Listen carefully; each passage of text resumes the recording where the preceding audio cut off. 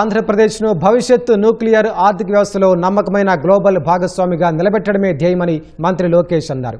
Nuclear energy institute, US India strategic partnership forum సంయుక్తంగా US executive nuclear mission to India పేరిట నిర్వహించిన సదస్సులో లోకేష్ పాల్గొన్నారు.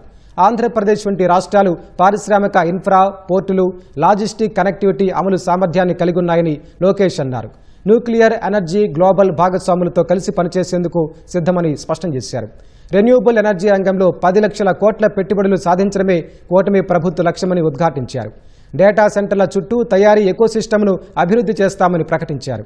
ఆంధ్రప్రదేశ్కు అదనంగా ఉన్న ప్రయోజనాలను, ప్రభుత్వం అమలు చేస్తున్న పారిశ్రామిక విధానాలను లోకేష్ వివరించారు. ఇప్పటికే రాష్ట్రానికి వచ్చిన డేటా సెంటర్లు, ఇతర పరిశ్రమల వివరాలను సదస్సులో వెల్లడించారు.